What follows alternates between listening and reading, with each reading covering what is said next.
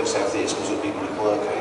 Everything we did in Crass was literally done over pots of tea around the table. And it'd be like, oh, should we do this thing? Yeah, all right, let's give it a go. And literally that's what it was like, and what came out of it is what you got. I think in G, I mean, I actually think her work is genius. Yes.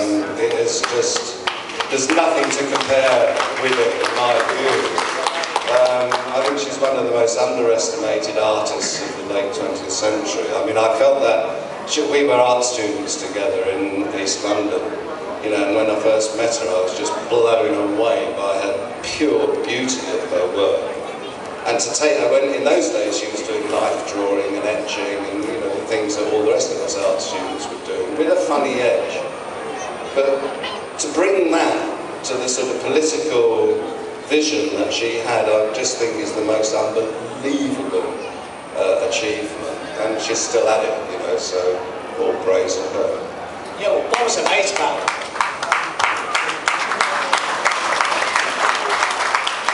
What was amazing about her work, I'm sure a lot of people would look for this when you were younger, I actually thought it was a collage, but it's all hand-painted, it's all painted, isn't it?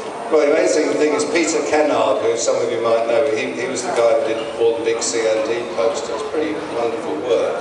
And he teaches at the Royal College of Art photo montage. And he actually, for 5 years, had been projecting reproductions of G's paintings onto the screen for his students and talking about them as if they were photographic images. And it wasn't until he met G, not so very long ago, and G said, no, they're not photographs, they're paintings. And this guy was, you know, an art lecturer in one of the biggest colleges in Britain, actually believing that they were photographic. Well, that's how fucking amazing they were. What was it? Was it quite tense, all living, well, all most people living down the house at the same time? Yeah. You've got Eve Liberty, G, and Joy of Eve, right, in the same house. I don't know how many people you see around, but at certain times it was fuck you. And when they said that they were going to split off and do their own band called Splinter, I was like, no way, those things are going to laugh out, no way, they ain't going to do it. And yeah, it was. We got through it all right. Obviously we used to have loads of discussions and stuff like that. We never had really fist fights or anything, but it did get quite heated. Certainly towards the end it got really horrible, but sometimes. But no, it was tense, but the tension was taken out because we had this common thing called Crass that we were working for, and that tension was part of it. You know, if you don't agree, then you know you have a discussion up till 5 in the morning sometimes. So who was actually, was it a peacemaker or? Was there what? Was it a peacemaker or did somebody actually make a decision in the end? No, I just got to bed with it.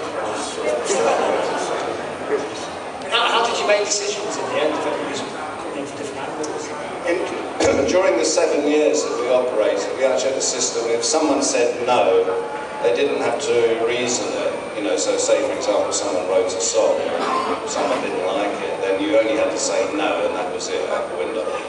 In fact, it never happened. I think, oh, it may be one song that Andy B.A. which was just crap. And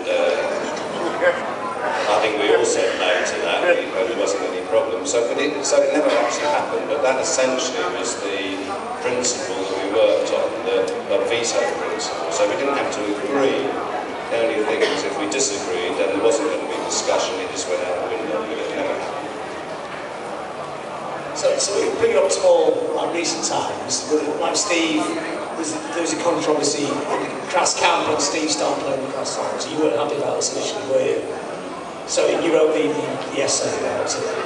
So do you want to go through that kind of? When I heard that Steve was going to do the feeding gig, I actually was really angry.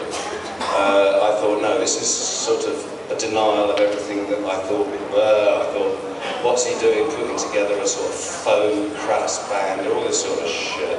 No, I'm not going to let him use my songs. Well, how self-righteous can you get? And then Eve said to me, well, you let everyone else bloody use them, why don't you let Steve, your mate, use them? And I thought, yeah, you've got a point there. So I thought, well, okay, so I rang up Steve, and as usual, you know, we had lots of disagreements, and that was the beauty of, I think, us working together. Steve fucking loathed my avant-gardism. used to let me know in no